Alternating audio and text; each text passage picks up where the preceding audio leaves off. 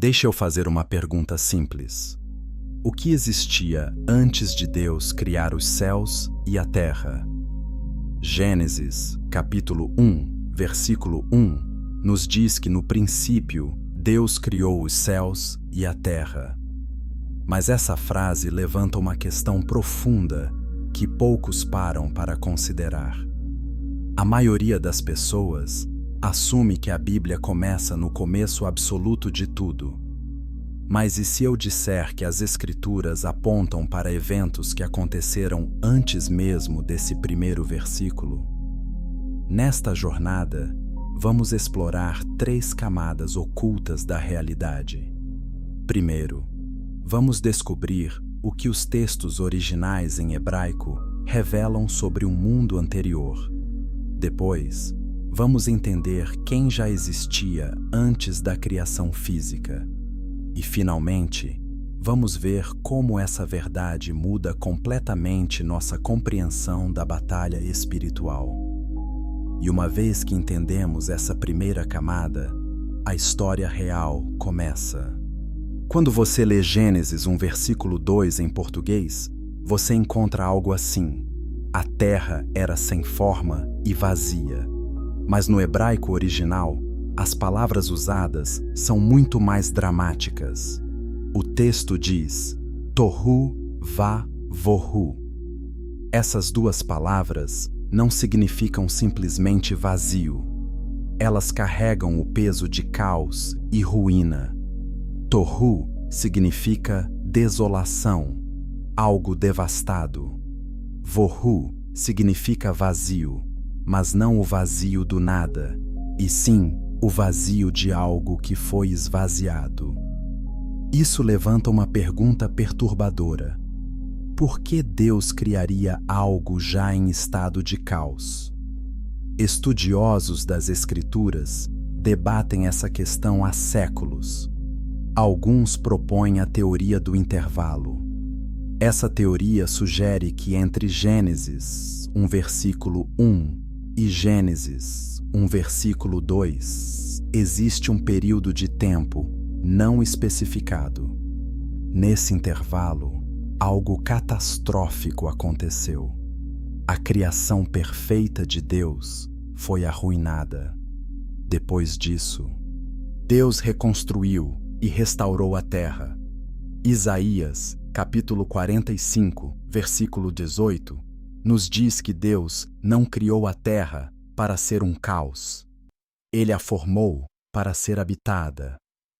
Se Deus não criou a terra em estado caótico, como ela chegou a esse estado? A resposta pode estar em eventos que a Bíblia menciona de forma fragmentada. Eventos que envolvem seres celestiais, rebelião e julgamento. Esses eventos não aconteceram na Terra, mas tiveram consequências devastadoras para o mundo físico.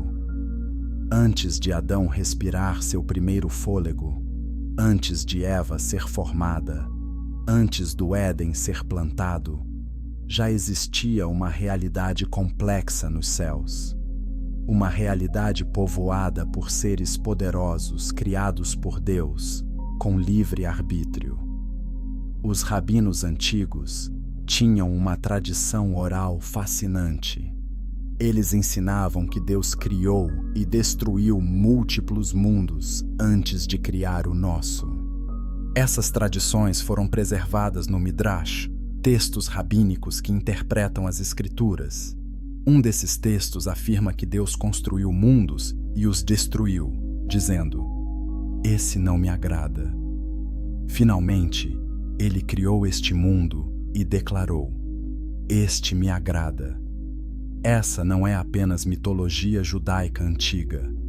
É uma tentativa de explicar a linguagem de Gênesis e as pistas espalhadas por toda a Bíblia. Agora vamos para o livro de Jó. Jó é considerado um dos livros mais antigos da Bíblia. No capítulo 38, Deus confronta Jó com uma série de perguntas retóricas. Versículos 4 a 7 dizem assim: "Onde você estava quando lancei os alicerces da terra? Quem marcou as suas dimensões? Sobre o que foram firmadas as suas bases? Ou quem colocou sua pedra de esquina? Enquanto as estrelas da manhã juntas alegremente cantavam e todos os filhos de Deus rejubilavam, aqui está a revelação chocante. Quando Deus estava criando a terra física, já existiam testemunhas celestiais. As estrelas da manhã e os filhos de Deus estavam cantando e celebrando. Estrelas da manhã é uma expressão poética usada na Bíblia para se referir a anjos. Filhos de Deus é um termo técnico no Antigo Testamento para seres angelicais. Isso significa que antes da criação física registrada em Gênesis, Deus já havia criado uma vasta hoste de seres espirituais. Esses seres tinham consciência, vontade e capacidade de adoração. Eles estavam organizados em hierarquias e cumpriam funções específicas no governo celestial de Deus. A Escritura revela que esses seres não eram simples robôs espirituais. Eles possuíam livre-arbítrio genuíno. Entre esses filhos de Deus havia um ser particularmente magnífico. Ezequiel capítulo 28 nos dá uma visão dele. Versículos 12 a 15 descrevem um querubim ungido. Você era um modelo de perfeição, cheio de sabedoria e formosura perfeita. Você estava no Éden, jardim de Deus. Todas as pedras preciosas te cobriam. Você era um querubim guardião ungido. Eu te coloquei no Monte Santo de Deus. Você era inculpável em seus caminhos desde o dia em que foi criado, até que se achou maldade em você. Este ser não é Adão. Adão nunca foi um querubim. Adão nunca esteve coberto de pedras preciosas como vestimenta. Este ser estava no Éden, mas não no Éden terrestre que conhecemos. Este era um Éden celestial, o jardim de Deus no reino espiritual. A tradição identifica esse ser como Lúcifer, que significa portador de luz. Ele era o líder de adoração nos céus. Ele era perfeito em beleza e sabedoria. Mas então algo aconteceu. A iniquidade foi encontrada nele. Isaías, capítulo 14, versículos 12 a 15, revelam sua ambição fatal. Como você caiu do céu, ó estrela da manhã, filho da alva.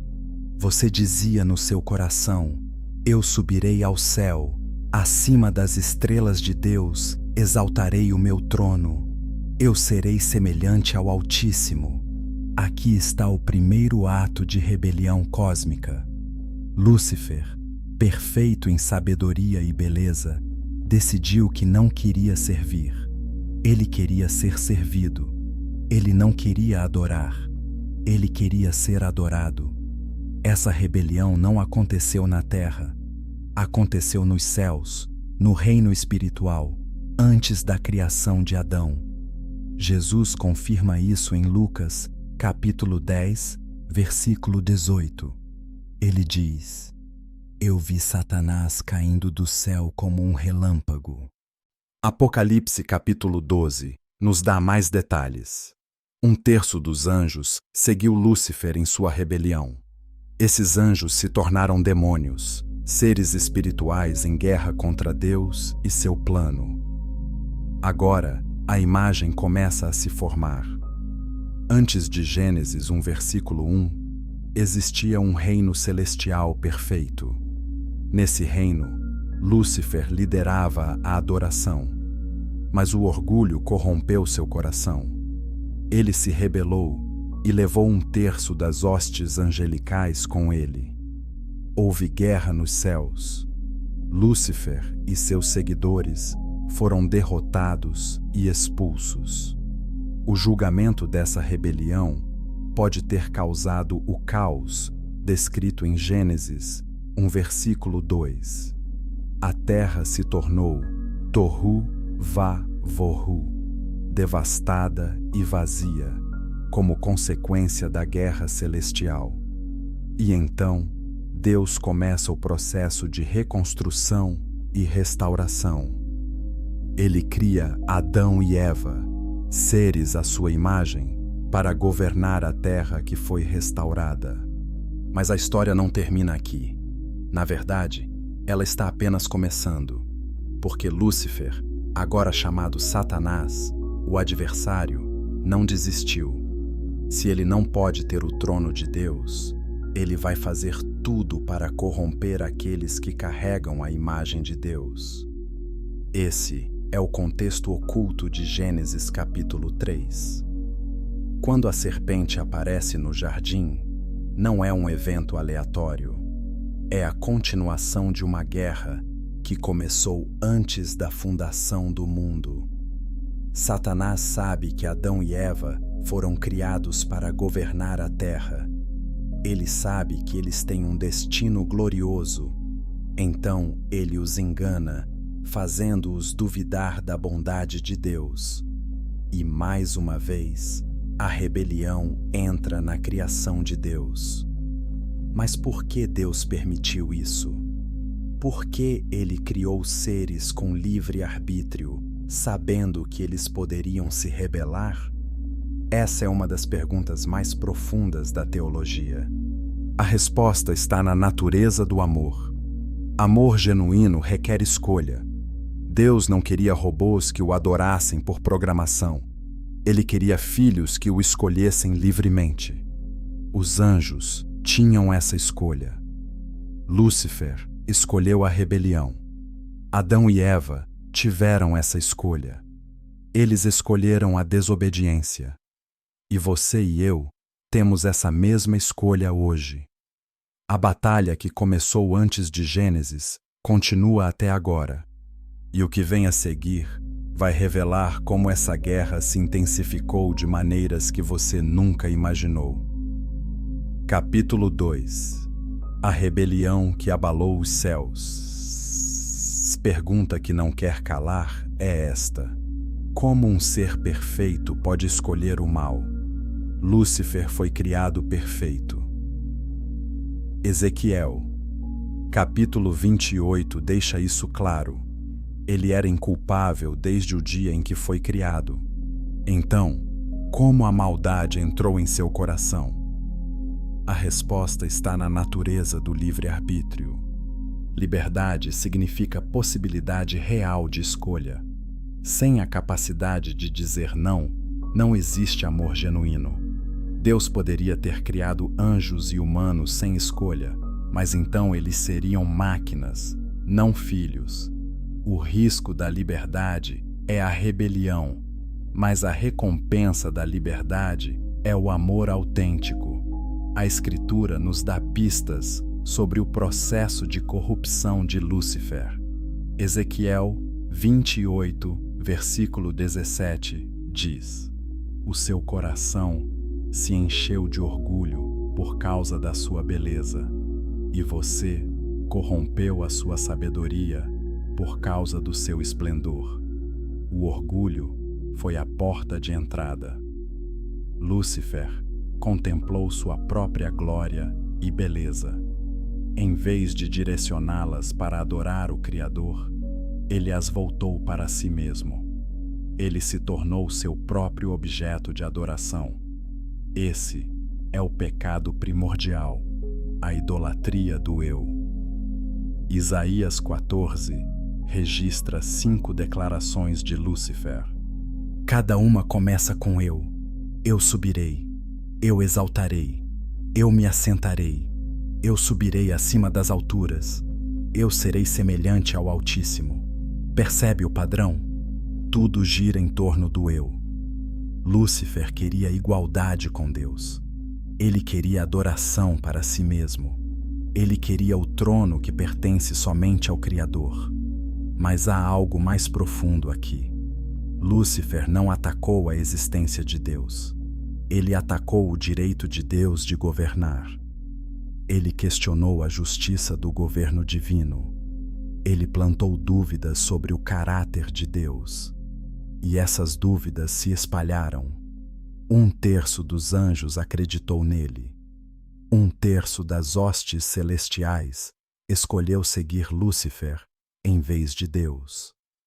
Apocalipse 12, versículo 4, nos dá uma imagem vívida. A cauda do dragão arrastou 1/3 das estrelas do céu e as lançou na terra.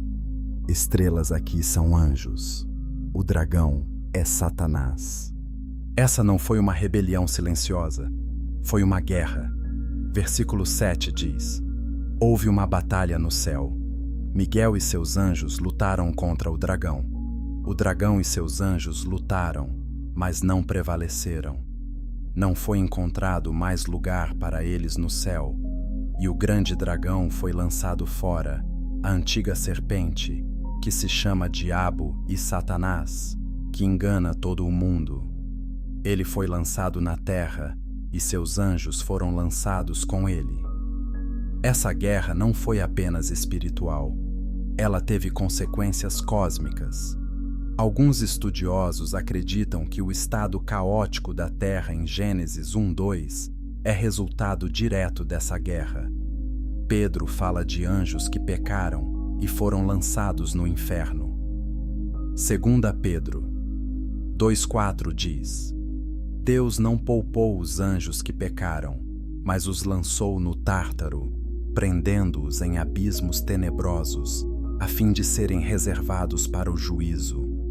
Judas, versículo 6, confirma: e aos anjos que não guardaram o seu principado, mas deixaram a sua própria habitação, ele os tem reservado em prisões eternas, na escuridão, para o juízo do grande dia. Esses textos revelam algo importante. Nem todos os anjos caídos estão livres.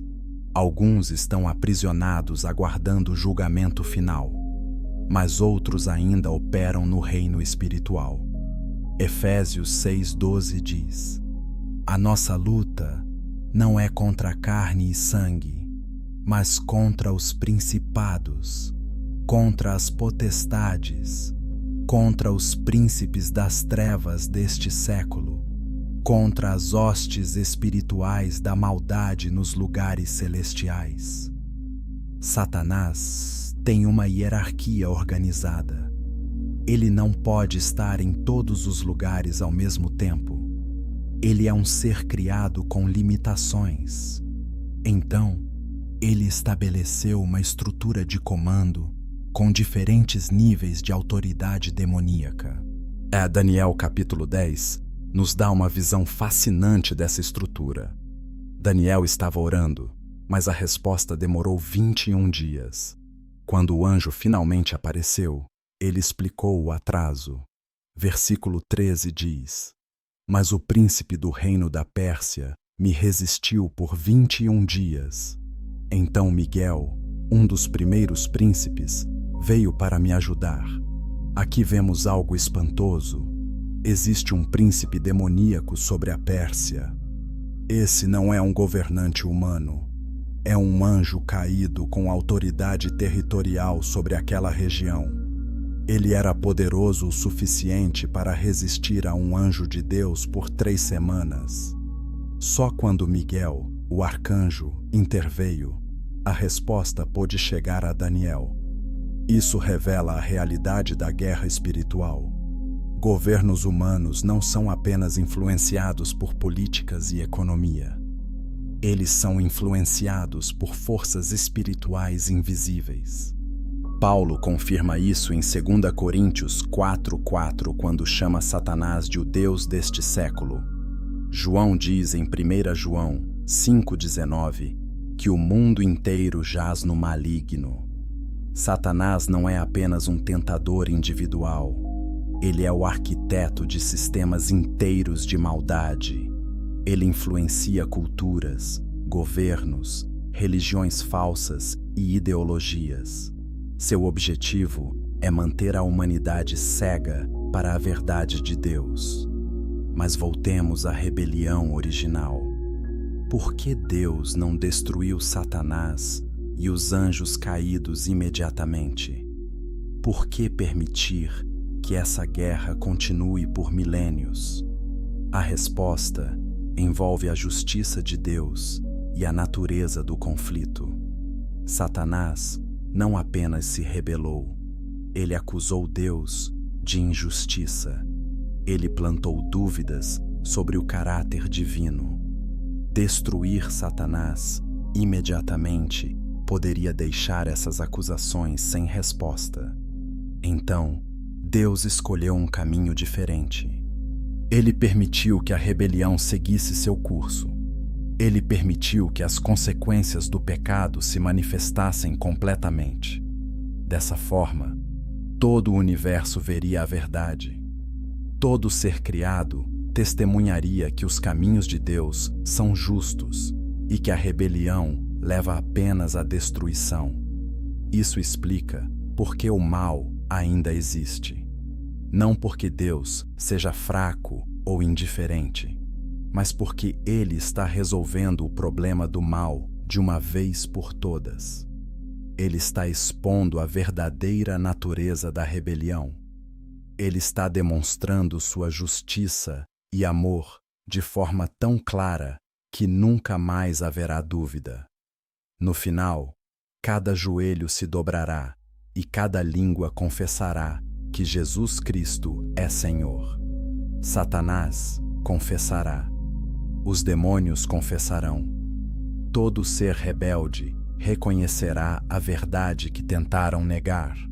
Mas há outro aspecto dessa história. A rebelião de Lúcifer não foi apenas contra Deus, foi contra a humanidade também. Quando Deus anunciou que criaria seres à sua imagem, seres que governariam a terra, Satanás viu isso como uma afronta. Ele havia perdido sua posição nos céus. Agora Deus estava criando novos seres para posições de autoridade. Isso alimentou seu ódio. Por isso ele foi até o jardim. Por isso ele tentou Eva. Se ele não pode governar, ele vai garantir que aqueles criados para governar caiam também. E eles caíram. Adão e Eva escolheram acreditar na mentira de Satanás em vez da verdade de Deus. Com essa escolha, eles entregaram sua autoridade. Satanás se tornou o príncipe deste mundo. Mas Deus já tinha um plano. Antes da fundação do mundo, antes da criação física, Deus já sabia da rebelião que viria. E ele já havia preparado a solução. O Cordeiro foi morto desde a fundação do mundo, diz Apocalipse 13:8. A cruz não foi um plano B, foi o plano desde o início. Deus sabia que sua criação escolheria o pecado, e ele já havia decidido pagar o preço da redenção pessoalmente. Essa é a profundidade do amor divino. Deus não apenas criou, ele se comprometeu a redimir mesmo antes da queda acontecer. Ele não foi pego de surpresa. Ele não está lutando para consertar um erro. Ele está executando um plano perfeito que leva em conta cada escolha, cada rebelião, cada pecado, e mesmo assim garante a vitória final. Essa é a história que a Bíblia conta.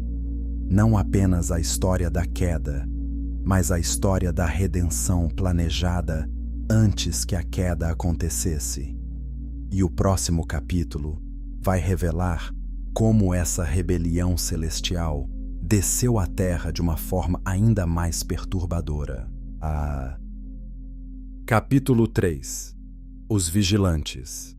Anjos que quebraram o pacto. Gênesis 6 abre com um dos textos mais misteriosos e controversos de toda a Bíblia.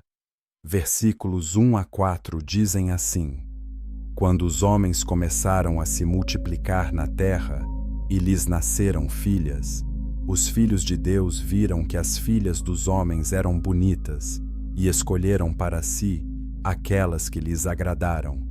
Então o Senhor disse: Meu espírito não contenderá com o homem para sempre. Havia gigantes na terra naqueles dias, e também depois, quando os filhos de Deus possuíram as filhas dos homens, e elas lhes deram filhos. Esses foram os valentes que houve na antiguidade, os homens de fama. A pergunta que dominou debates teológicos por séculos é esta: quem são os filhos de Deus? Algumas interpretações dizem que são descendentes de Sete, o filho justo de Adão. Mas essa interpretação tem problemas sérios. Porque o casamento entre descendentes de Sete e descendentes de Caim resultaria em gigantes? Porque Deus destruiria o mundo inteiro por causa de casamentos mistos? E por que esse texto teria linguagem tão dramática se falasse apenas de humanos se casando com humanos?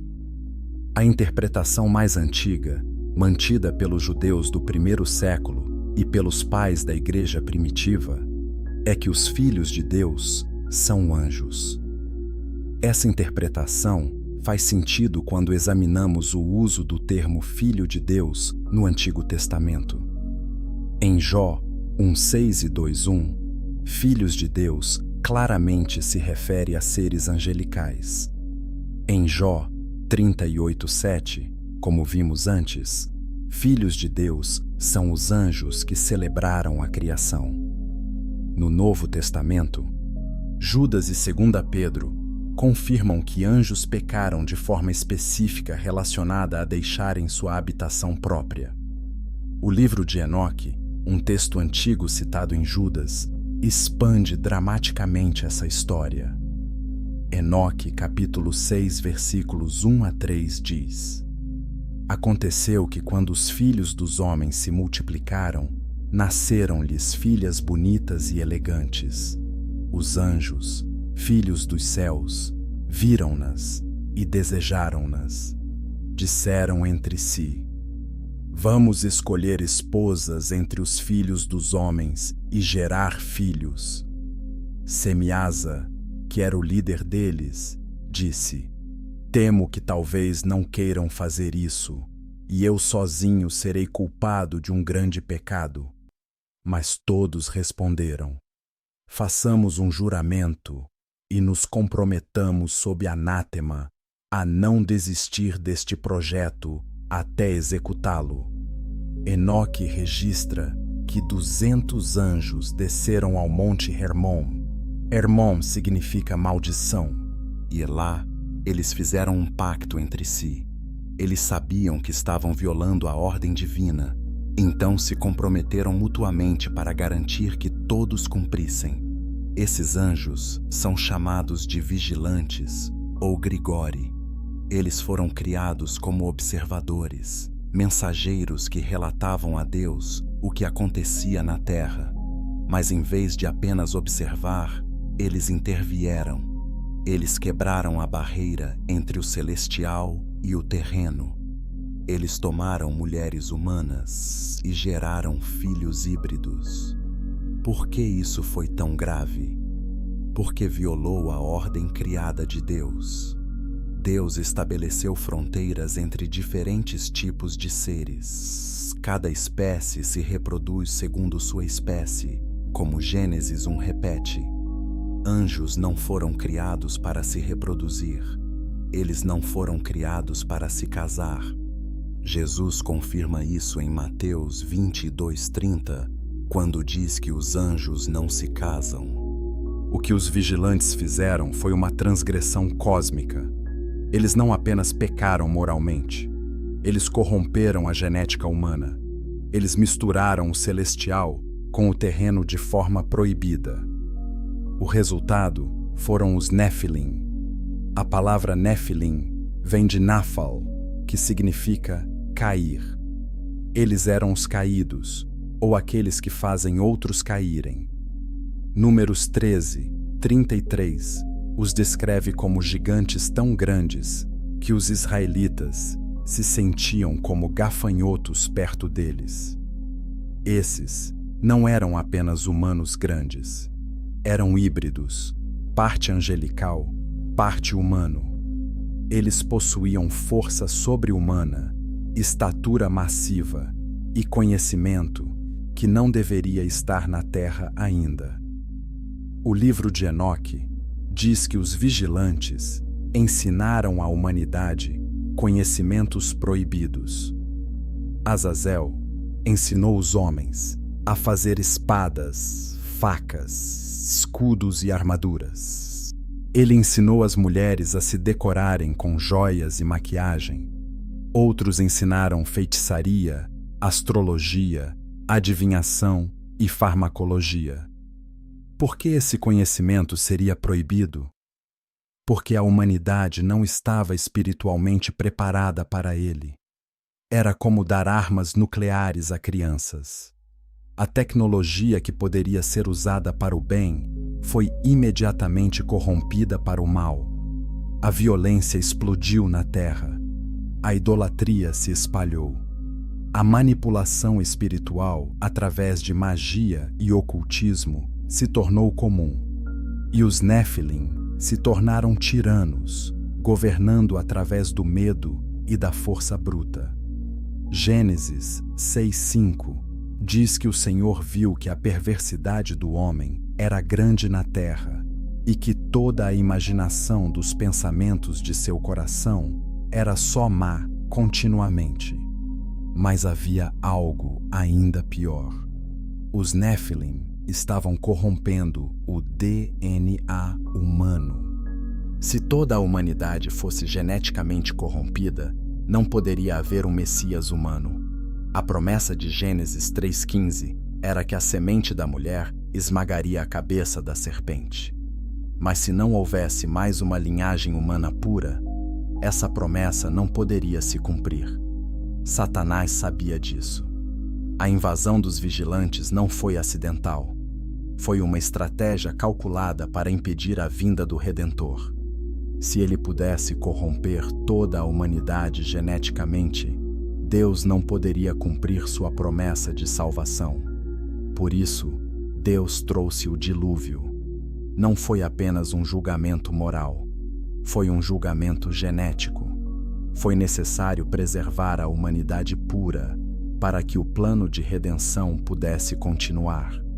Noé foi escolhido porque ele era perfeito em suas gerações. A palavra hebraica é tamim, que significa sem defeito, completo. Isso não significa que Noé era moralmente perfeito. Significa que sua linhagem genética era pura. Ele e sua família representavam a última linha de humanos não corrompidos. Através deles, a raça humana pura seria preservada e o Messias poderia eventualmente nascer.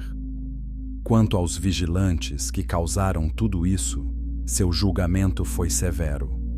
Judas versículo 6 diz: aos anjos que não guardaram o seu principado, mas deixaram a sua própria habitação, ele os tem reservado em prisões eternas, na escuridão, para o juízo do grande dia.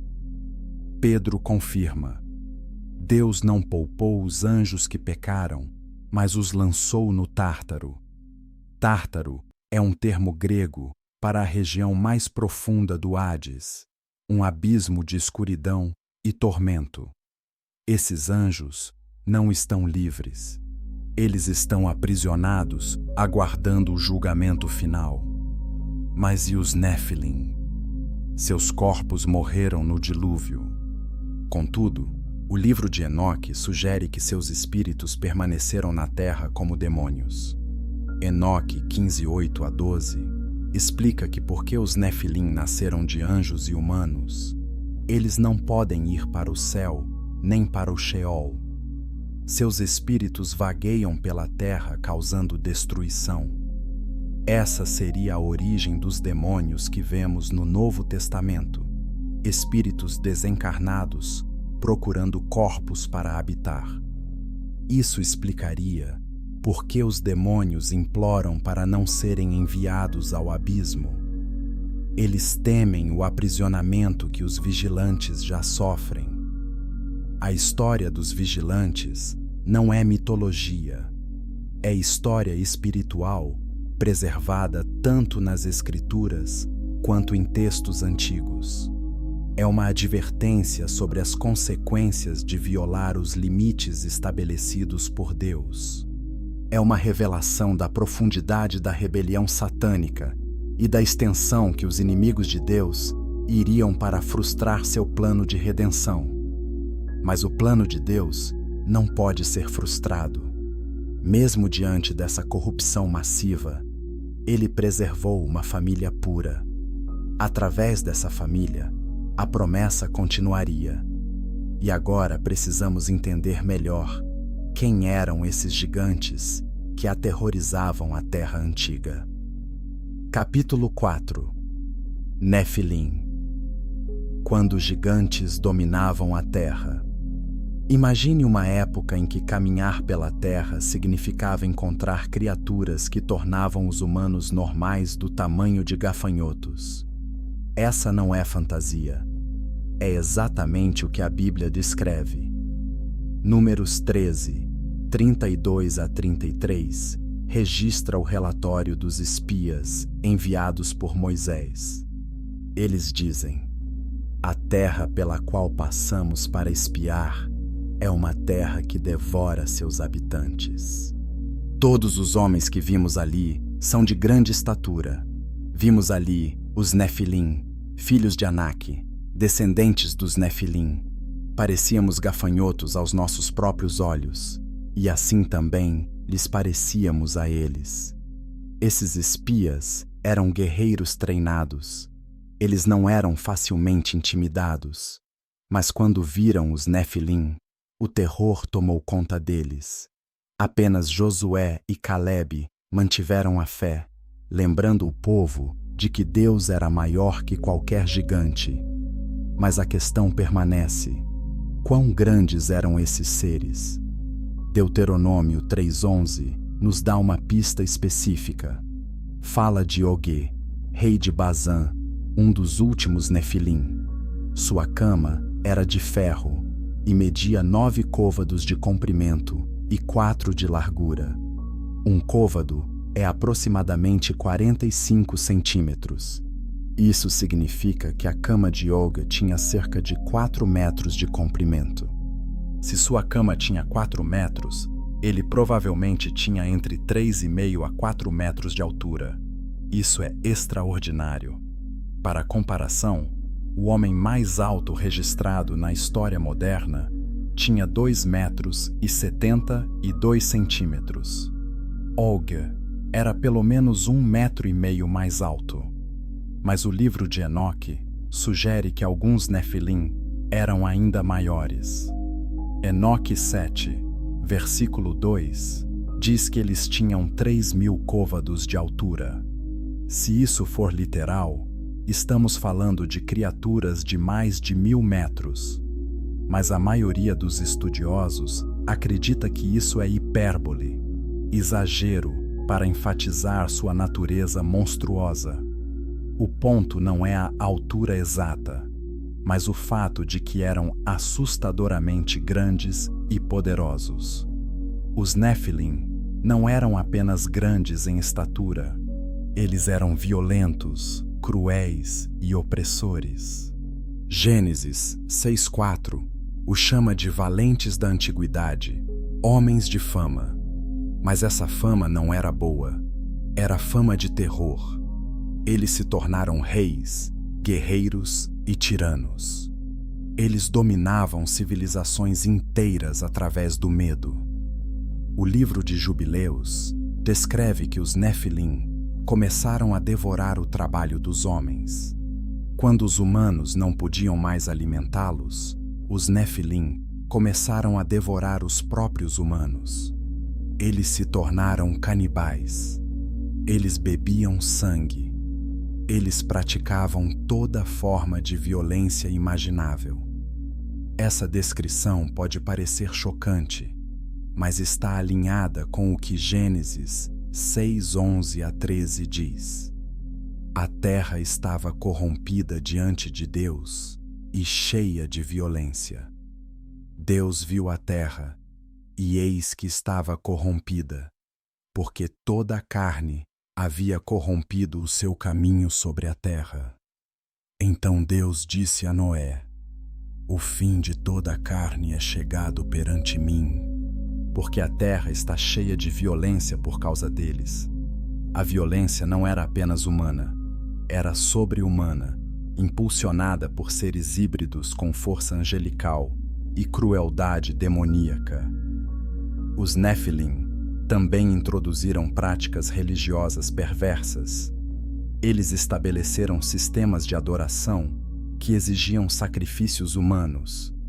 Eles se apresentavam como deuses, exigindo adoração das populações aterrorizadas.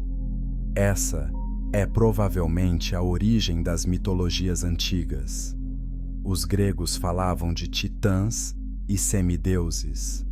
Os nórdicos tinham os Jotun. Os sumérios tinham os Anunnaki. Culturas ao redor do mundo preservam memórias de gigantes e seres híbridos que governaram antes do dilúvio.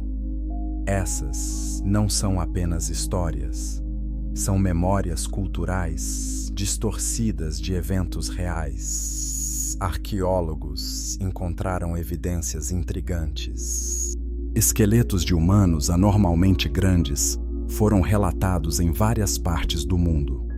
Embora muitos desses relatos sejam difíceis de verificar e alguns sejam fraudes, há casos documentados por fontes respeitáveis.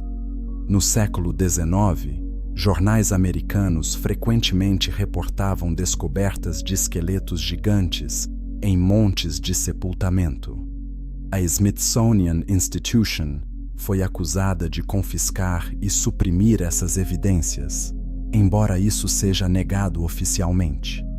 A verdade é que existe um esforço sistemático para rejeitar qualquer evidência que desafie a narrativa evolucionista padrão. Mas voltemos ao que a Escritura revela claramente. Os Néfilim não morreram completamente no dilúvio. Gênesis 6:4 diz que havia gigantes na terra naqueles dias, e também depois disso, também depois. Isso significa que, de alguma forma, os gigantes reapareceram após o dilúvio. Como isso aconteceu? Existem várias teorias. A primeira é que houve uma segunda incursão de anjos caídos após o dilúvio. Esses não seriam os vigilantes originais, que estão aprisionados, mas outros anjos que seguiram o mesmo caminho. A segunda teoria é que a corrupção genética de alguma forma sobreviveu através de uma das esposas dos filhos de Noé. Noé era puro em suas gerações, e presume-se que sua esposa também era. Mas e as esposas de Sem, Cão e Jafé? Gênesis 9:25 registra que Noé amaldiçoou Canaã, o filho de Cão. Por que amaldiçoar o neto e não o filho? Isso pode indicar que havia algo problemático na linhagem de Canaã. Os cananeus, descendentes de Canaã, e foram as pessoas que os israelitas encontraram dominadas por gigantes quando entraram na terra prometida. As tribos de gigantes estavam concentradas em Canaã. Os Anaquins, os Refaíns, os Emins, os Zanzumins. Todas essas tribos eram descritas como de grande estatura e força. Deuteronômio 2:10 a 11 diz: os Emins habitavam nela antes, um povo grande e numeroso e alto, como os Anaquins. Eles também eram considerados Refaíns como os Anaquins, mas os moabitas os chamavam Emins. Deus ordenou aos israelitas que destruíssem completamente essas nações. 1 Samuel 15:3 diz: vai e fere a Amaleque, e destrói totalmente a tudo o que tiver. Não tenhas piedade dele. Mata homens e mulheres, meninos e crianças de peito, bois e ovelhas, camelos e jumentos. Esse comando parece brutal para ouvidos modernos. Como um Deus de amor poderia ordenar genocídio, incluindo crianças? A resposta está na compreensão de que esses povos estavam geneticamente corrompidos. Eles eram descendentes dos Nefilim. Permitir que sobrevivessem significaria manter a corrupção genética que ameaçava a linhagem messiânica. Além disso, suas práticas religiosas incluíam sacrifício de crianças, prostituição cultual e adoração demoníaca. Eles não eram inocentes. Eram profundamente corrompidos espiritual e geneticamente. Saul foi ordenado a destruir completamente os amalequitas, mas ele poupou o rei Agag e o melhor do gado. Essa desobediência teve consequências terríveis. Séculos depois, um descendente de Agag, chamado Ramã, quase exterminou todo o povo judeu. A história está registrada no livro de Ester. Se Ramã tivesse sucesso, não haveria judeus. Sem judeus, não haveria Maria. Sem Maria, não haveria Jesus. A desobediência de Saul quase destruiu o plano de redenção. Mas Deus providenciou Ester e Mordecai para impedir o genocídio. Mais uma vez, o plano divino foi preservado apesar da oposição. Os Nefilim representam um dos capítulos mais sombrios da história espiritual. Eles eram seres que não deveriam existir, produtos de uma transgressão cósmica. Eles aterrorizaram a Terra, corromperam a humanidade e quase frustraram o plano de Deus. Mas Deus é soberano. Ele usou o dilúvio para limpar a terra. Ele usou Israel para eliminar os remanescentes dos Nefilim na terra prometida. E ele protegeu a linhagem pura, através da qual o Messias nasceria. A batalha foi intensa, mas a vitória de Deus nunca esteve em dúvida. E agora vamos entender por que o dilúvio foi necessário e o que ele realmente significou. Capítulo 5. O dilúvio. Mais que julgamento moral. A maioria das pessoas vê o dilúvio como um julgamento sobre a maldade humana. E isso é verdade. Mas há uma camada mais profunda que raramente é ensinada. O dilúvio não foi apenas sobre moralidade. Foi sobre genética. Foi sobre preservar a raça humana pura para que o plano de salvação pudesse continuar. Gênesis 6:11-12 diz: A terra estava corrompida diante de Deus e cheia de violência. Deus viu a terra, e eis que estava corrompida, porque toda a carne havia corrompido o seu caminho sobre a terra. A palavra hebraica para corrompida é shashat, que significa arruinada, destruída, pervertida. Quando diz que toda a carne havia corrompido o seu caminho, ela não está falando apenas de comportamento moral. Está falando de corrupção literal da carne, do DNA. Os Nefilim e sua descendência estavam espalhando sua genética híbrida por toda a população. Se isso continuasse, logo não haveria mais humanos puros. E sem humanos puros, a promessa de Gênesis 3:15 não poderia se cumprir. Lembra da promessa? A semente da mulher esmagaria a cabeça da serpente. Mas essa semente tinha que ser humana. Jesus tinha que nascer de uma mulher humana com genética humana pura. Por isso Noé foi escolhido. Gênesis 6:9 diz: Noé era homem justo e perfeito em suas gerações. A palavra perfeito aqui é tamim no hebraico. a mesma palavra usada para descrever animais sacrificiais sem defeito. Noé não era moralmente perfeito. Ele era geneticamente puro. Sua linhagem não havia sido corrompida pelos vigilantes. Ele e sua família eram os últimos representantes da humanidade original, criada à imagem de Deus. Através deles, a raça humana seria preservada. Deus instruiu Noé a construir uma arca. Gênesis 6:15 descreve suas dimensões: 300 côvados de comprimento, 50 de largura e 30 de altura. Isso equivale a aproximadamente 137 metros de comprimento, 23 de largura e 14 de altura. Era uma estrutura massiva, do tamanho de um navio de carga moderno. Noé e seus filhos trabalharam nela por 120 anos. Durante esse tempo, Noé também pregou. 2 Pedro 2:5 o chama de pregador da justiça. Ele advertiu a geração sobre o julgamento vindouro, mas ninguém ouviu.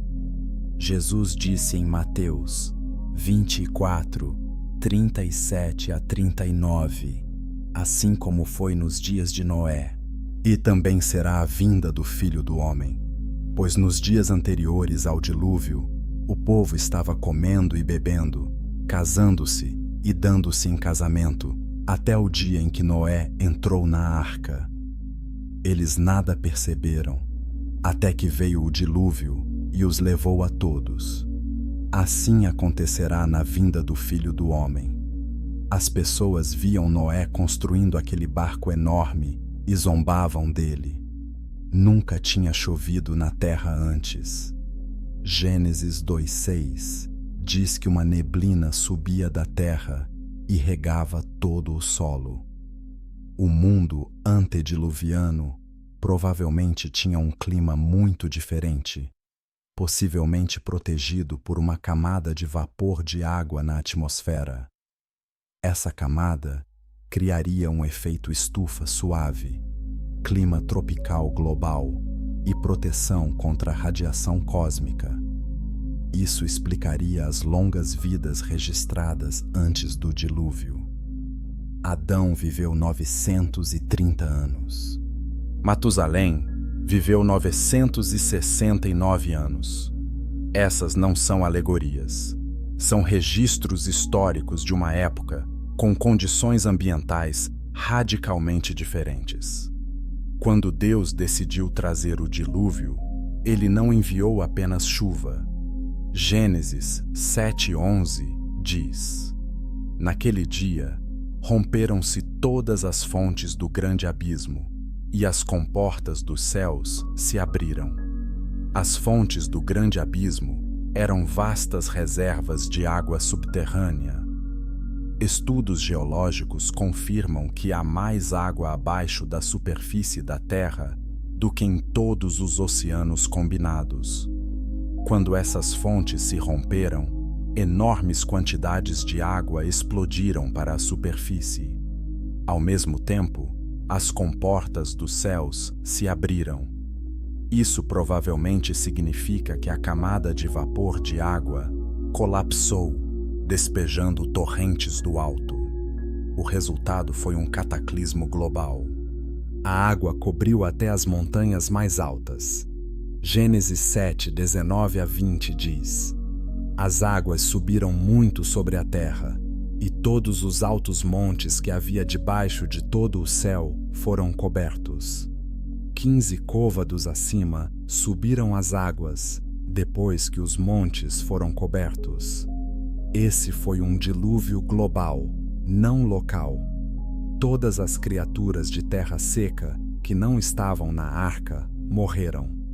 Os Nefilim, com toda a sua força sobre-humana, se afogaram. As civilizações corruptas foram varridas. A genética híbrida foi eliminada. Apenas Noé e sua família, juntamente com os animais na arca, sobreviveram. O dilúvio também reformulou a geologia da Terra. A maior parte dos fósseis que encontramos hoje foram formados durante o dilúvio. Camadas sedimentares que os geólogos dizem terem levado milhões de anos para se formar foram, na verdade, depositadas rapidamente durante e após o dilúvio. O registro fóssil mostra evidências de morte catastrófica súbita. Peixes fossilizados no meio de comer outro peixe. Criaturas marinhas fossilizadas no topo de montanhas. Essas evidências fazem mais sentido em um cenário de dilúvio global do que em processos lentos ao longo de milhões de anos. Após o dilúvio, Deus fez uma aliança com Noé. Gênesis 9:11 diz: Estabeleço a minha aliança convosco.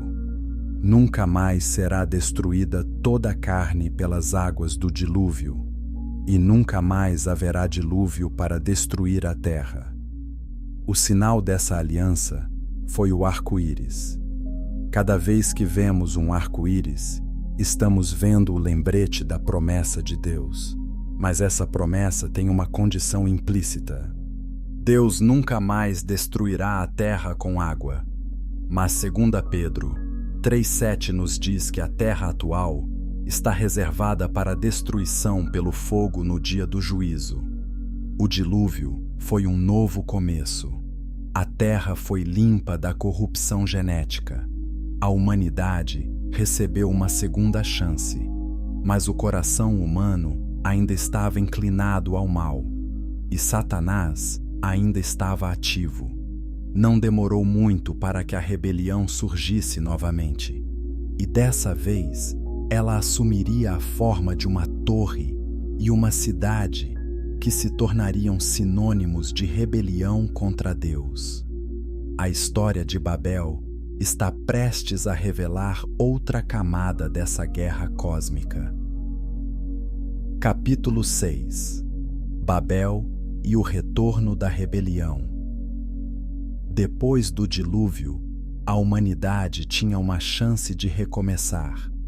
Deus havia eliminado a corrupção genética dos Néfilim. Noé e sua família saíram da arca em um mundo limpo. E Deus os abençoou e disse: Sejam férteis e multipliquem-se e encham a terra. A instrução era clara: espalhem-se pela terra. Mas a humanidade tinha outros planos. Gênesis 11, 1-4 diz: No mundo todo havia apenas uma língua, um só modo de falar. Saindo os homens do Oriente, encontraram uma planície em Sinear e ali se fixaram. Disseram uns aos outros: Vamos fazer tijolos e queimá-los bem. Usavam tijolos em lugar de pedras e piche em vez de argamassa. Depois disseram: Vamos construir uma cidade com uma torre que alcance os céus. Assim nosso nome ficará famoso e não seremos espalhados pela face da terra. Percebe a rebelião? Deus disse para se espalharem. Eles disseram: Não seremos espalhados. Deus queria diversidade e distribuição. Eles queriam unidade e concentração. Deus queria que seu nome fosse glorificado. Eles queriam fazer seu próprio nome famoso. A Torre de Babel foi um ato deliberado de desafio. O líder dessa rebelião era Nimrod. Gênesis 10:8-10 diz: Cuxi gerou a Nimrod, que começou a ser poderoso na terra. Ele foi o mais valente dos caçadores diante do Senhor. O princípio do seu reino foi Babel, Ereque, Acade e Calnê, na terra de Sinear. A frase valente caçador diante do Senhor não é um elogio. Em hebraico, pode ser traduzida como caçador em desafio ao Senhor. Nimrod era um rebelde. Ele estabeleceu o primeiro império pós-diluviano, baseado em oposição a Deus. Babel se tornou Babilônia, símbolo de rebelião religiosa e política ao longo de toda a Bíblia. O nome Babel vem do hebraico Balal, que significa confundir. Mas os babilônios chamavam sua cidade de Babilu, que significa portão de Deus. Eles acreditavam que Babel era o lugar onde os deuses desciam à terra. A torre que estavam construindo era um zigurate, uma estrutura piramidal escalonada usada para rituais religiosos. Essas torres eram comuns na Mesopotâmia. Elas serviam como templos onde sacerdotes praticavam astrologia e tentavam contatar entidades espirituais. O que Nimrod e seu povo estavam fazendo não era apenas arquitetura, era o cultismo organizado. Eles estavam tentando recuperar o conhecimento proibido que os vigilantes haviam ensinado antes do dilúvio. Alguns estudiosos sugerem que Nimrod pode ter sido um Nephilim, ou pelo menos tinha conhecimento de como convocar os poderes demoníacos. Sua esposa, Semiramis, se tornou a grande sacerdotisa de um culto de mistério que se espalhou por todo o mundo antigo. Esse culto envolvia a adoração à Rainha dos Céus, a prostituição ritual, sacrifícios humanos e toda forma de perversão espiritual. Os nomes mudaram de cultura para cultura. No Egito, ela era Ísis. Na Grécia, Afrodite. Em Roma, Vênus. Mas a essência do culto permaneceu a mesma: rebelião contra o Deus verdadeiro e adoração de entidades demoníacas. Babel foi o berço dessa apostasia organizada. Deus não poderia permitir que isso continuasse. Se toda a humanidade permanecesse unida em rebelião, com uma língua e um propósito, nada os deteria de completar o que planejavam. Gênesis 11:6 diz: O Senhor disse: Eles são um só povo e falam uma só língua. Esse é o começo do que pretendem fazer. Em breve nada poderá impedir o que planejam fazer. Então Deus interveio de forma dramática. Ele confundiu suas línguas. De repente, as pessoas não podiam mais se entender. A comunicação se tornou impossível. O projeto da torre parou. As pessoas se agruparam com aqueles que falavam a mesma língua e se espalharam pela terra, exatamente como Deus havia ordenado originalmente. Gênesis 11, 8-9 diz: Assim, o Senhor os dispersou dali por toda a terra e pararam de construir a cidade. Por isso foi chamada Babel, porque ali o Senhor confundiu a língua de todo o mundo. Dali, o Senhor os espalhou por toda a terra. Essa dispersão explica a origem das diferentes nações e línguas. Também explica por que culturas ao redor do mundo compartilham elementos religiosos similares. Todas elas se originaram em Babel e levaram consigo fragmentos da verdade original, misturados com mentiras demoníacas. Isso explica por que quase todas as culturas antigas têm histórias de dilúvio. Porque muitas têm conceitos de deuses descendo dos céus. Porque tantas praticavam sacrifícios. Elas carregavam memórias distorcidas de eventos reais que seus antepassados testemunharam em Babel. A confusão de línguas em Babel é revertida simbolicamente no Pentecostes. Atos 2 registra que quando o Espírito Santo desceu sobre os discípulos, eles começaram a falar em outras línguas. Pessoas de todas as nações presentes em Jerusalém ouviram o Evangelho em seu próprio idioma. O que Babel separou, o Espírito Santo reuniu. Mas dessa vez, a unidade não era baseada em rebelião, era baseada em submissão ao senhorio de Jesus Cristo. Babel mostra que a rebelião humana não terminou com o dilúvio. O coração humano continua inclinado ao mal. Satanás continua influenciando os sistemas políticos e religiosos. A batalha espiritual não cessou e, na verdade, ela se intensificou. Porque agora Satanás não trabalha apenas através de manifestações físicas como os Nefilim. Ele trabalha através de ideologias, governos, religiões falsas e sistemas econômicos. Paulo diz, em 2 Coríntios 4:4, que Satanás cegou o entendimento dos incrédulos. Ele não precisa fazer as pessoas acreditarem nele. Ele apenas precisa fazer as pessoas não acreditarem na verdade. E ele tem sido extraordinariamente bem-sucedido nisso. A confusão que começou em Babel continua hoje, mas Deus está chamando um povo do meio dessa confusão. Ele está construindo sua igreja de todas as nações, tribos, línguas e povos. E essa igreja está destinada a vencer. O próximo capítulo vai revelar como essa guerra invisível continua operando hoje. Capítulo 7. A guerra invisível que nunca terminou. Existe uma batalha acontecendo agora, mesmo que você não pode ver com seus olhos físicos. É uma guerra no reino espiritual que afeta cada aspecto da realidade física. Paulo descreve essa guerra em Efésios 6:12. A nossa luta não é contra carne e sangue, mas contra os principados, contra as potestades, contra os príncipes das trevas deste século, contra as hostes espirituais da maldade nos lugares celestiais.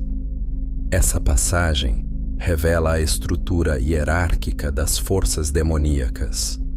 Não são apenas demônios aleatórios causando problemas. É um exército organizado com patentes, territórios e estratégias. Principados referem-se a autoridades de alto nível que governam sobre regiões geográficas. Daniel, capítulo 10, menciona o príncipe da Pérsia e o príncipe da Grécia. Esses não são governantes humanos. São anjos caídos com autoridade sobre nações. Potestades são autoridades delegadas que operam sob os principados. Príncipes das trevas são governantes mundiais dessa escuridão presente, influenciando sistemas políticos, econômicos e culturais. Hostes espirituais da maldade são vastos exércitos de demônios executando ordens superiores. Satanás é chamado o príncipe deste mundo 3 vezes nos evangelhos. João 12:31, João 14:30 e João 16:11. Ele também é chamado o Deus deste século em 2 Coríntios 4:4. Isso não significa que ele seja legalmente o dono da terra. Jesus recuperou essa autoridade na cruz.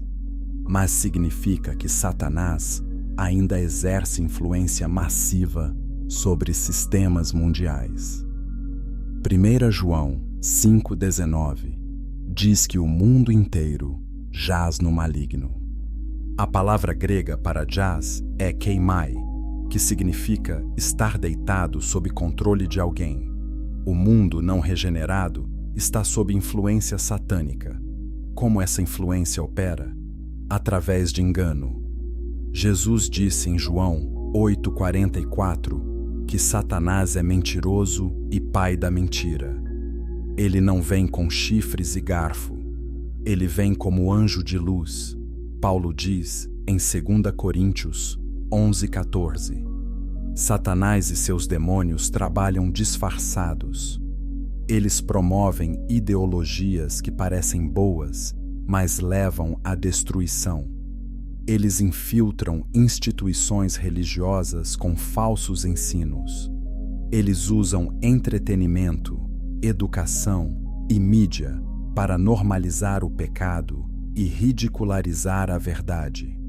O objetivo final é manter as pessoas cegas para o Evangelho e impedi-las de serem salvas. Essa guerra tem várias frentes. A primeira é pessoal. Cada crente enfrenta tentação e dúvidas e ataques espirituais diretos. Satanás não desiste só porque você se tornou cristão.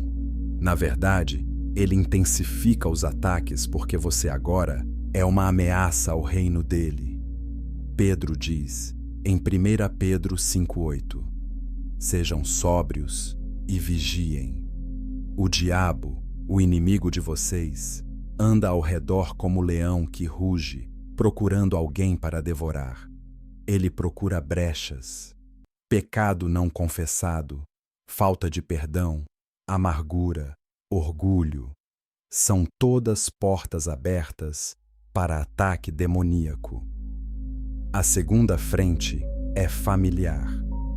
Satanás ataca casamentos, pais e filhos, relacionamentos. Ele sabe que famílias fortes produzem discípulos fortes. Então, ele semeia discórdia, infidelidade, rebelião e divisão. Efésios 5, 22 a 6:4 dá instruções específicas para relacionamentos familiares, precisamente porque esses são campos de batalha espirituais. A terceira frente é cultural. Satanás influencia valores sociais, normas e leis. O que era considerado imoral há 50 anos agora é celebrado. O que era considerado verdade agora é chamado de ódio.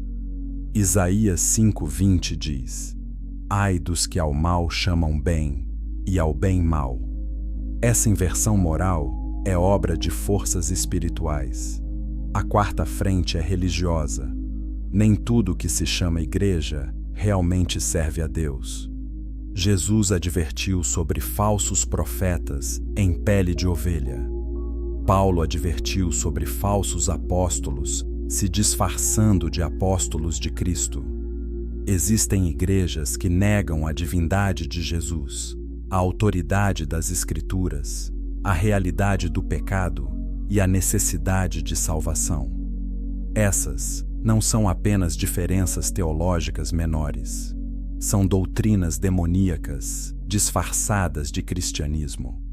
1 Timóteo 4:1 diz: o Espírito diz expressamente que nos últimos tempos alguns apostatarão da fé, dando ouvidos a espíritos enganadores e a doutrinas de demônios. A quinta frente é tecnológica.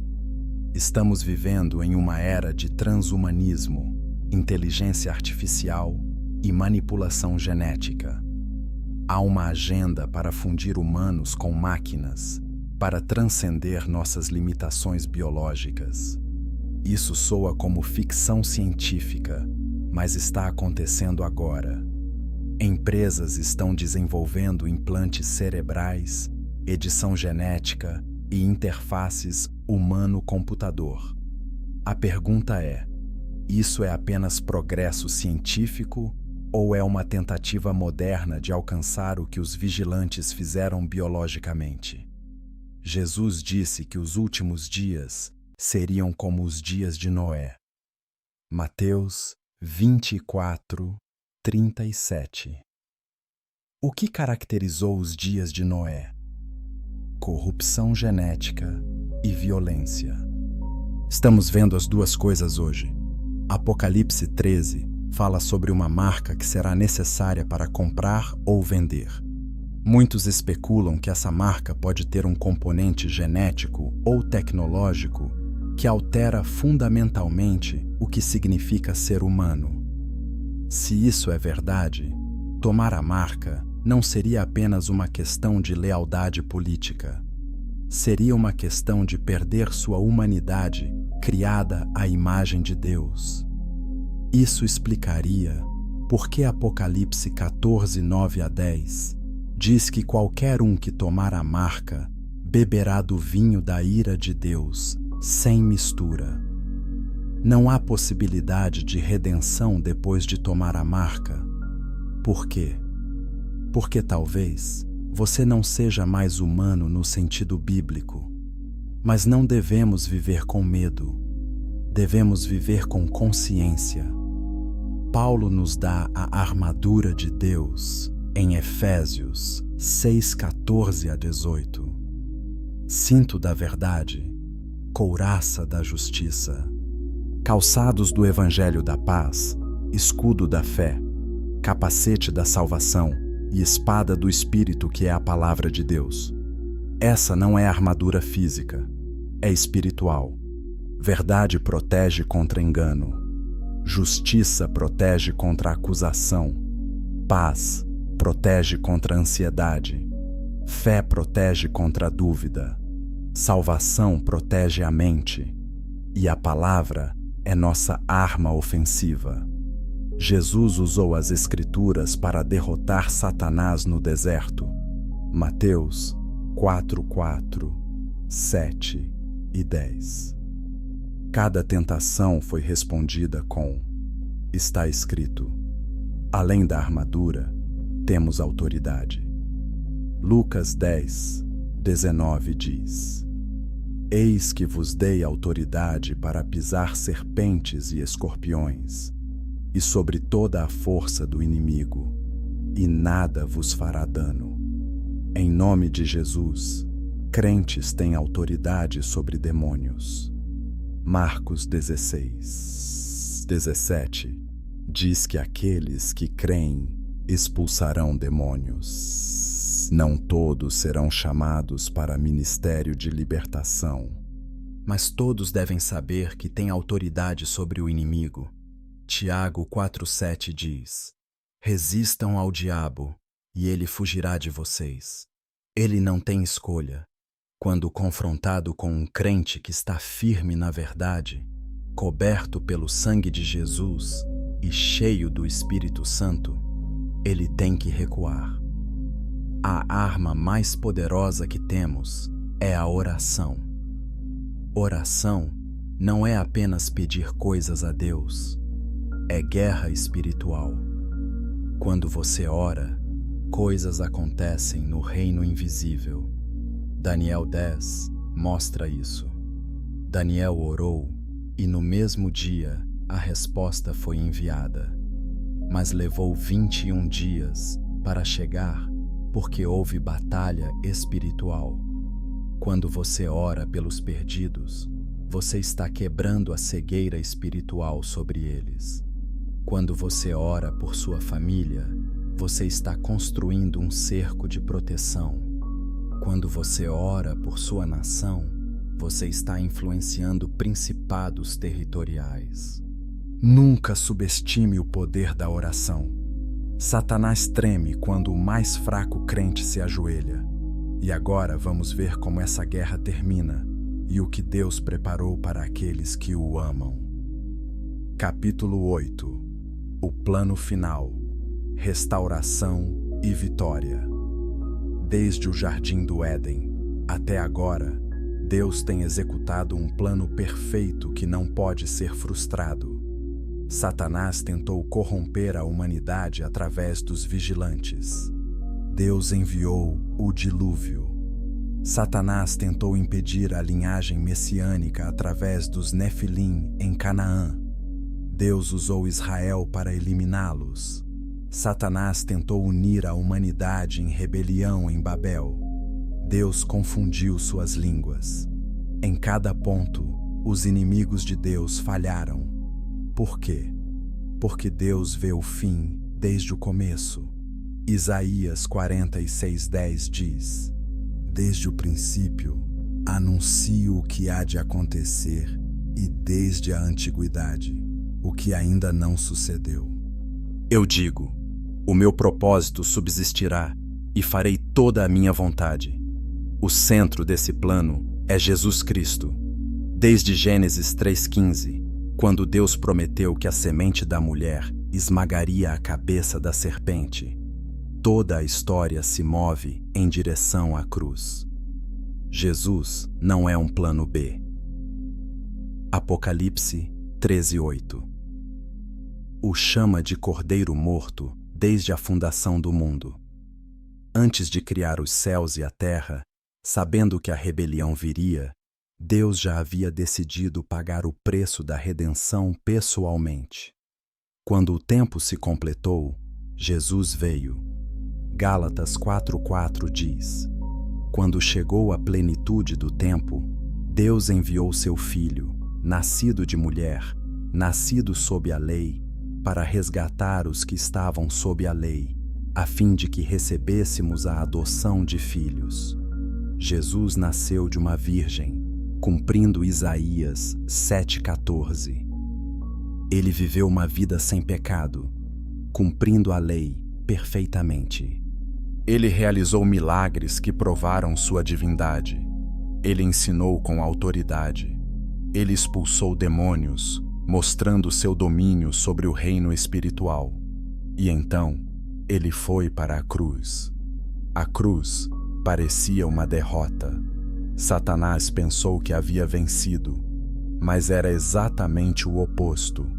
Na cruz, Jesus pagou o preço do pecado. Ele levou sobre si a ira de Deus que nós merecíamos. 2 Coríntios 5:21 diz: Deus tornou pecado por nós aquele que não tinha pecado, para que nele nos tornássemos justiça de Deus. Jesus se tornou nossa substituição. Ele morreu a morte que nós merecíamos, para que pudéssemos receber a vida que ele merece. Mas a história não terminou na cruz. 3 dias depois, Jesus ressuscitou. A morte não pôde segurá-lo. Atos 2:24 diz: Deus o ressuscitou, rompendo os laços da morte, porque era impossível que a morte o retivesse. A ressurreição provou que o sacrifício foi aceito. Provou que Jesus é quem ele disse ser. Provou que há vida após a morte e esperança além do túmulo. Paulo diz em 1 Coríntios 15:17: Se Cristo não ressuscitou, inútil é a fé que vocês têm. Mas Cristo ressuscitou. Ele apareceu a mais de 500 testemunhas. Ele comeu com seus discípulos. Ele deixou Tomé tocar suas feridas. E depois de 40 dias, ele ascendeu ao céu. Agora Jesus está assentado à direita de Deus Pai, intercedendo por nós. Hebreus 7:25 diz: Por isso ele é capaz de salvar definitivamente aqueles que por meio dele se aproximam de Deus, pois vive sempre para interceder por eles. Mas ele não ficará lá para sempre. Ele está voltando. Atos 1:11 diz: Esse mesmo Jesus, que dentre vocês foi elevado ao céu, voltará da mesma forma como o viram subir. Sua segunda vinda não será como a primeira. Ele não virá como um bebê em uma manjedoura. Ele virá como Rei dos Reis e Senhor dos Senhores. Apocalipse 19:11-16 descreve: Vi o céu aberto, e diante de mim estava um cavalo branco. Seu cavaleiro se chama Fiel e Verdadeiro. Com justiça, ele julga e guerreia. Seus olhos são como chama de fogo, e em sua cabeça há muitas coroas. Ele está vestido com um manto tingido de sangue, e o seu nome é Verbo de Deus. Os exércitos dos céus o seguiam, montados em cavalos brancos e vestidos de linho fino, branco e puro. De sua boca sai uma espada afiada, com a qual ferirá as nações. Ele as governará com cetro de ferro. Ele pisa o lagar do vinho do furor da ira do Deus Todo-Poderoso. Em seu manto e em sua coxa está escrito este nome: Rei dos Reis e Senhor dos Senhores. Quando Jesus voltar, ele julgará os vivos e os mortos. Ele estabelecerá seu reino na terra. Satanás será preso por 1000 anos. Apocalipse 22. Depois dos 1000 anos, Satanás será solto por pouco tempo, reunirá as nações para uma última rebelião e será derrotado definitivamente. Apocalipse 20:10 diz: O diabo, que os enganava, foi lançado no lago de fogo e enxofre, onde já haviam sido lançados a besta e o falso profeta. Eles serão atormentados dia e noite, para todo o sempre. Esse é o fim final de Satanás. Não aniquilação, tormento eterno consciente no lago de fogo. Depois disso, vem o julgamento final. Apocalipse 20, 11 a 15, descreve o grande trono branco. Todos os mortos que não estão no livro da vida serão lançados no lago de fogo. Essa é a segunda morte, separação eterna de Deus. Mas para aqueles cujos nomes estão no livro da vida, há uma esperança gloriosa. Apocalipse 21, 1 a 4 diz: Então vi novos céus e nova terra, pois o primeiro céu e a primeira terra tinham passado, e o mar já não existia. Vi a cidade santa, a nova Jerusalém, que descia do céu, da parte de Deus, preparada como uma noiva adornada para o seu marido. Ouvi uma forte voz que vinha do trono e dizia: Agora o tabernáculo de Deus está com os homens, com os quais ele viverá. Eles serão os seus povos, e o próprio Deus estará com eles, e será o seu Deus. Ele enxugará dos seus olhos toda lágrima. Não haverá mais morte, nem tristeza, nem choro, nem dor, pois a antiga ordem já passou. Esse é o destino final dos redimidos, não flutuando em nuvens tocando harpas, mas vivendo em uma nova terra física, com corpos ressurretos, em comunhão perfeita com Deus para sempre. Teremos responsabilidades. Apocalipse 22:5 diz que reinaremos para todo o sempre. O trabalho no Éden não era maldição. Foi dado antes da queda. Nós fomos criados para governar, criar, cultivar e construir. No novo céu e nova terra, faremos essas coisas sem a maldição do pecado. Será trabalho sem frustração, criatividade sem limite, relacionamento sem conflito, adoração sem distração. Mas essa esperança não é automática. Ela é oferecida gratuitamente, mas deve ser recebida. João 3,16 diz: Porque Deus tanto amou o mundo, que deu o seu Filho unigênito, para que todo o que nele crer não pereça, mas tenha a vida eterna. Crer não é apenas concordância intelectual, é confiança total. É reconhecer que você é pecador, é o que não pode salvar a si mesmo e que Jesus é sua única esperança. Romanos 10:9 diz: Se você confessar com a sua boca que Jesus é Senhor e crer em seu coração que Deus o ressuscitou dentre os mortos, será salvo. Não há nada que você possa fazer para ganhar salvação. Efésios 2:8-9 diz: Vocês são salvos pela graça, por meio da fé, e isto não vem de vocês, é dom de Deus, não por obras, para que ninguém se glorie. Salvação é um presente. Presentes não são ganhos, são recebidos. Se você ainda não recebeu esse presente, receba agora. Admita que é pecador. Acredite que Jesus morreu por você e ressuscitou. Confesse-o como seu Senhor. Não espere até estar pronto. Você nunca estará. Não espere até se limpar primeiro. Você não pode. Venha como está.